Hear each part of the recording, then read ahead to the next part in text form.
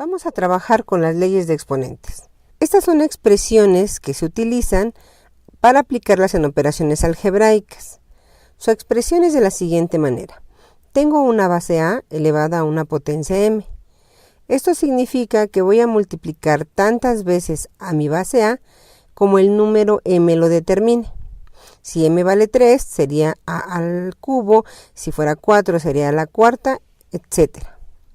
Vamos a comenzar con la primera de las operaciones, que es la más sencilla, la multiplicación de bases iguales a una potencia. Es muy sencillo, simplemente las potencias se suman. Por ejemplo, si tengo x al cubo por x a la sexta, dado que es una multiplicación, voy a sumar los exponentes y me quedarían x a la 3 más 6 es igual a x a la 9. Si alguna de las potencias fuera negativa, pues entonces se restan, simplemente. La segunda de las operaciones es una división de una base a un exponente. Ahora en este caso las potencias se restan. Dividir equivale a restar. Entonces tendríamos x a la m menos n, superior menos potencia inferior. En un ejemplo tenemos lo siguiente. Veamos cómo la potencia superior es más grande que la inferior. Tenemos x a la 5 entre x al cuadrado. Si resto aplicando mi fórmula sería x a la 5 menos 2 y el resultado sería x a la 3. Vamos a verificar cómo si tenemos x a la 3 sobre x a la 7, mis potencias me quedarán de la siguiente manera. X a la 3 menos 7 sería x a la menos 4. Observemos cómo al restar una potencia más pequeña en la parte superior que la potencia en la parte inferior nos va a dar un signo negativo. Vamos ahora con una herramienta importante, la inversa de un exponente. Cuando yo cambio de lugar entre numerador y denominador a mi base con su potencia, esta cambiará de signo. Por ejemplo, 1 sobre x es igual a x a la menos 1. ¿Qué sucede si tengo 1 sobre x al cubo?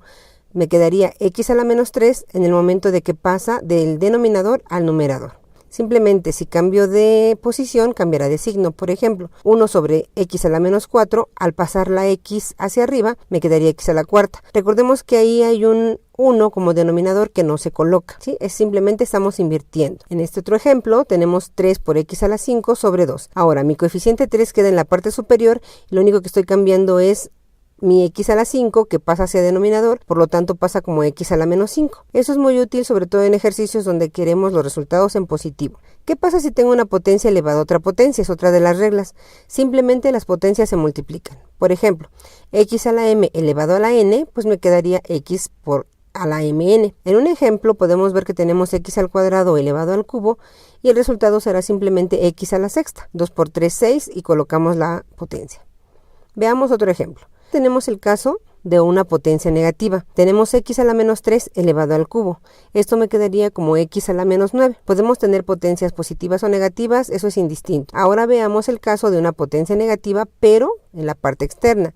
Tenemos x a la cuarta elevada a la menos 2. Eso nos quedaría como x a la menos 8. Así de simple. ¿Qué pasa si las bases son distintas? Se están multiplicando y están además elevadas. Nos queda x a la n por y a la n. En este caso nos quedaría xy al cuadrado como x al cuadrado por y al cuadrado. Si yo tengo potencias fraccionarias no importa. Me quedaría x a la 1/3 y y a la 1/3 aplicada la potencia a cada una de las bases, dado que son distintas. En este caso ahora cuando las bases son diferentes pero tenemos una división y elevada a una potencia, de la misma manera vamos a aplicar la potencia a cada uno de los términos, tanto el numerador como el denominador.